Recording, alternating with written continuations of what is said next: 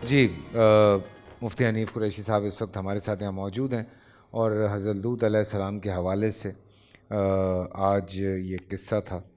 اور واقعی یہ جب قصہ میں سنتا ہوں تو کبھی کبھی بلکہ یہ میں آپ کو مزے کی بات بتاؤں، یہ بات میں شیئر کر رہا تھا اپنی بیٹی سے. یہ قصہ میں نے اپنی بیٹی سے شیئر کیا. 11 سال عمر ہے اس کی. اس نے جب یہ قصہ سنا تو اس نے مجھ سے پوچھا کہ بابا یہ آج کل تو بہت زیادہ یہ چیز شروع ہو گئی ہے، اور اس کے حوالے سے اب اللہ تعالیٰ ہم پہ ایسے عذاب کیوں نازل نہیں کرتے. جی تو میں اس کی شکل دیکھ رہا تھا. 11 سال کی بچی جب مجھ سے یہ سوال کرے گی تو میرے لیے بڑی تکلیف دہ بات تھی یہ. جی. تو میں نے کہا جی. اور اس میں فیصل بھائی دیکھیں، بات یہ ہے کہ وہی اللہ ہے، وہی زمین ہے، وہی آسمان ہے، وہی جہان ہے، وہی ملائکہ ہیں. اللہ کے لیے کوئی کام مشکل نہیں ہے. جس نے بستیوں کی بستیاں الٹ پلٹ کے رکھ دیں، جس نے قومیں ہود کو، سمود کو، ان ساری قوموں کو نیست و نابود کر دیا، اس کے لیے کوئی مشکل نہیں ہے کہ وہ ہم پر بھی عذاب لائے. لیکن اصل میں قرآن مجید میں اللہ تعالیٰ اس کی ریزن بتاتا ہے. اللہ فرماتا ہے وَمَا كَانَ اللَّهُ لِيُعَذِّبَهُمْ وَأَنْتَ فِيهِمْ.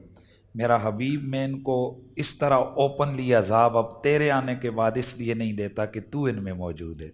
تو یہ حضور سید عالم کے صدقے سے یہ ان کا ایک کرم ہے اس امت پر کہ اجتماعی عذاب اس قوم پر نہیں ہے. وگرنہ مجھے بتائیں کہ وہ جو قومیں لوط کے افعال ہیں، آج ہماری تعلیمی ادارے، ہماری بہت سارے، میں اب کس ادارے کا نام لوں، کس شعبے کا نام لوں، اور اس چیز کو ایک فخریہ انداز سے بطور کلچر یہ چیزیں شروع ہو گئی ہیں، ہم جنس پرستی اور یہ چیزیں، اور اس کی بڑی حوصلہ افزائی کی جا رہی ہے. اور یہاں تک اسلامی معاشرے کے اندر باتیں ہو رہی ہیں کہ جی یہ تو پرسنل میٹر ہے، اس کو کوئی ڈسکس نہ کرے.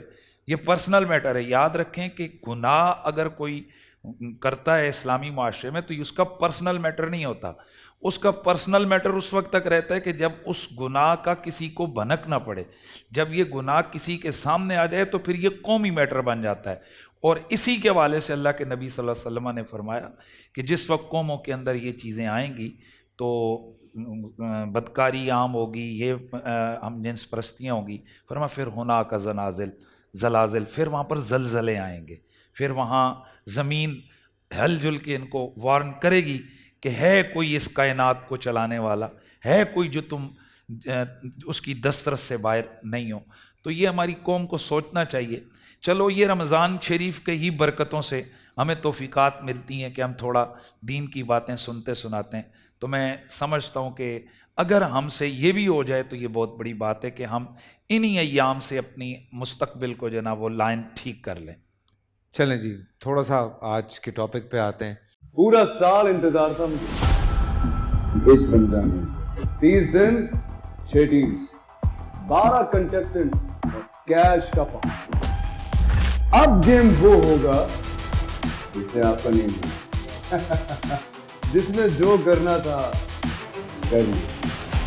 لاکھوں عوام کو دینے کا ذمہ ان میں حصہ. شور گونجے گا ہر گلی نکڑ اور دکان. رمضان لیگ بنے گی آپ کی پہچان. نعرہ لگے گا تو پارا چڑھے گا. گیم شو ایسے چلے گا.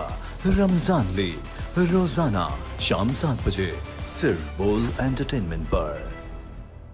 بول انٹرٹینمنٹ کے شوز دیکھنے کے لیے ہمارے چینل کو سبسکرائب کریں اور بیل آئیکن پر کلک کرنا نہ بھولیں.